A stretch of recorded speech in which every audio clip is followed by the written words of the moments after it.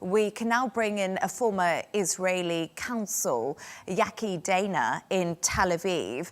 Yaki, thank you so much for joining me this evening. And you've heard from our previous guest who's here in the studio with me, Dr. Eli. Does Israel recognize the UN's take on the situation in Gaza as people are fighting for their lives in the hungriest place on earth, it's been called?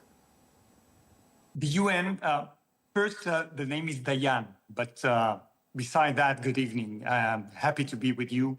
And the UN has been taking a very negative role so far in this conflict. I mean, UNRWA not only was harboring terrorists, but also and giving shelter, but also motivating and playing a very negative role. So the idea was absolutely to bypass UNRWA, and it took some time in order to create a new mechanism, which is working. I mean, it takes time. It is taking place slowly, but it is working. And no doubt what Israel wants to see now is the UN organizations joining this mechanism. The whole idea of the mechanism is to bypass Hamas, because the Hamas was controlling the humanitarian aid. They were stealing it from their own people. They were selling it in the market, and it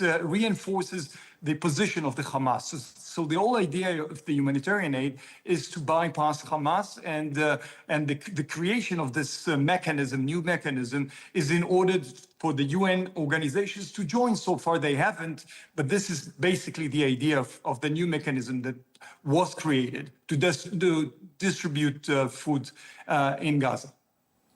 Videos have emerged of Israeli protesters attempting to block aid trucks actually going into Gaza.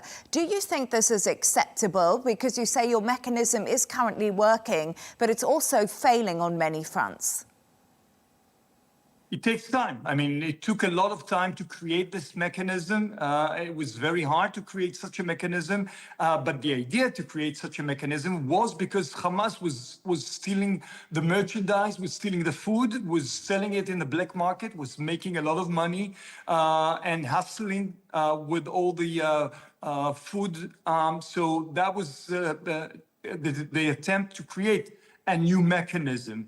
I don't think that any blockade of food is actually relevant, because eventually the biggest obstacle, and as was rightly mentioned before, I mean, there are so many obstacles to distribute this food, but I don't think that blocking the food by people that oppose the idea of sending humanitarian aid while the hostages are receiving nothing in Gaza is one of the obstacles. There are many other obstacles, but this is definitely not one of them.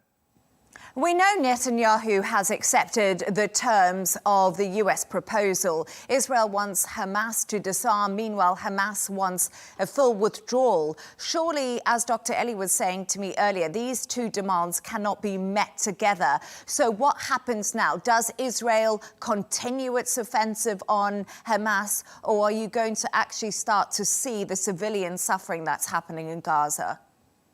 As you're mentioning correctly, I mean, Israel has accepted the Witkoff proposal, and they're waiting to hear the Hamas answer regarding this proposal. It is taking time, but so far the decision by the Israeli government is to continue the military operation as long as the Hamas is not giving a positive answer regarding the Witkoff proposal. So we'll see the continuation of the military operation as long as we don't hear an answer. The idea is to take control of as many places as possible in Gaza, to create safe zones for the population, but the military operation would continue as long as there is no positive answer coming from the Hamas. Israel's Security Minister Ben Gvir has said it's time to go in with full force after Hamas continues to review the proposal. 53,000 people have died in Gaza. 16,500 children are among that death toll.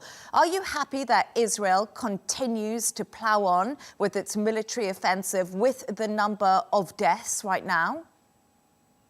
War is a tragedy, and no doubt war is a tragedy. And Israel is fighting against an army of terrorists that not only attacking civilians, but are hiding behind civilians. This is the modus operandi. This is how the Hamas is operating, hiding behind civilians and attacking civilians. So this is a very sophisticated and tough war to conduct. It is a tragedy, no doubt, and we hope that this war would end very soon. This is the hope that the Hamas will answer positively and release the hostages.